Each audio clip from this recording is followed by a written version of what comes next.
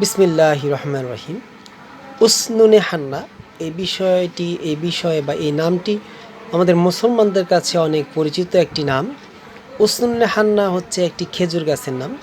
আজ থেকে প্রায় 1450 বছর পূর্বে হযরত হুজুর পাক সাল্লাল্লাহু আলাইহি সাল্লাম যখন মক্কা থেকে মদিনায় হিজরত করেন, সেখানে যখন তিনি নামাজ পড়াতেন, নামাজের খুতবা দেওয়ার জন্য একটা বসার স্থান তৈরি করার প্রয়োজন ছিল। তখন একটি মৃত খেজুর গাছ এনে সাহাবে একরামগণ দিয়েছেন। রাসূল পাক সাল্লাল্লাহু আলাইহি সাল্লাম ওই খেজুর গাছের উপর বসে বা দাঁড়িয়ে তিনি খুতবা প্রদান করতেন। দেখেন রাসূল পাক সাল্লাল্লাহু আলাইহি সাল্লামের পরশের কি মূল্য বা মর্তবা।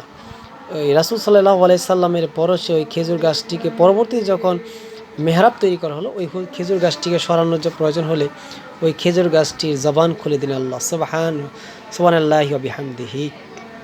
ওই খেজুর গাছের জবান খুলে গেল।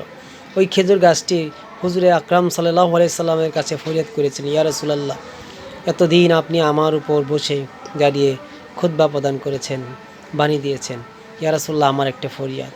রাসূল পাক সাল্লাল্লাহু আলাইহি সাল্লাম বলেছিলেন, কি তোমার ফরিয়াদ? সে বলেছিল সে যেন রাসূল সাল্লাল্লাহু আলাইহি সাল্লাম যেই বেহেশতে থাকবেন, ওই উসনুনে হান্না খেজুর গাছটিকেও যেন ওই জান্নাতেই রাখা হয়।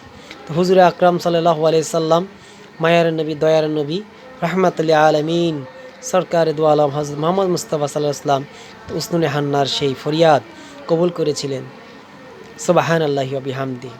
রাসূল সাল্লাল্লাহু আলাইহি সাল্লামের পরশে একটি মৃত খেজুর গাছের এত মূল্য, সেই দিক থেকে আমরা উম্মতে মুহাম্মদী হয়ে কতটা ভাগ্যবান তা আমরা একবার অনুধাবন করিনি।